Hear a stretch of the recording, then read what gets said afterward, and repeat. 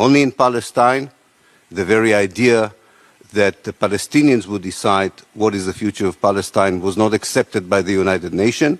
Instead, it suggested that the settler movement of Zionism, most of these settlers came just a few years before to Palestine, that they would have the right to participate in negotiation over the future of Palestine.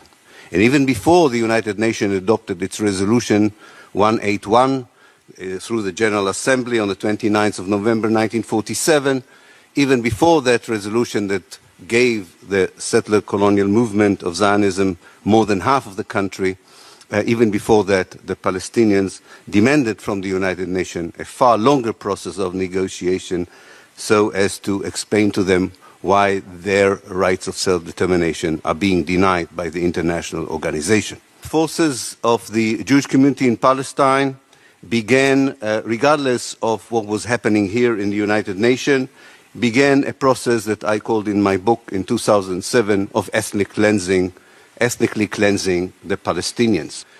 These expulsions from the city were accelerated by acts of massacres, the most known of them, the massacre of Deir Yassin on April the 9th, 1948.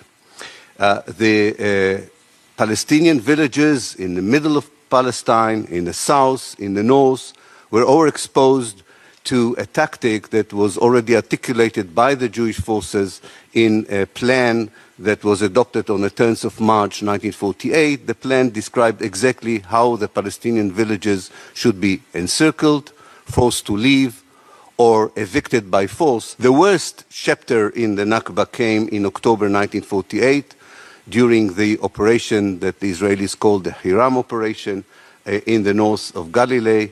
Even some of the leaders of the Jewish community themselves wrote in their diaries that what the Israelis did in October 1948 was not very different from what the Nazis did in the Second World War. So within 9 months, half of Palestine's population was expelled, half of Palestine's villages were demolished, and most of the Palestinian towns were wiped out.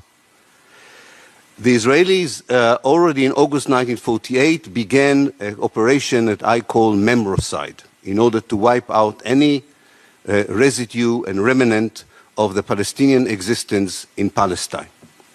They built Jewish colonies and settlements over the destroyed Palestinian villages, quite often giving them a Hebrew name, that resembled the Arab name of the village. Thus, Safuria became Tzipori, Lubia became Lavi, and so on.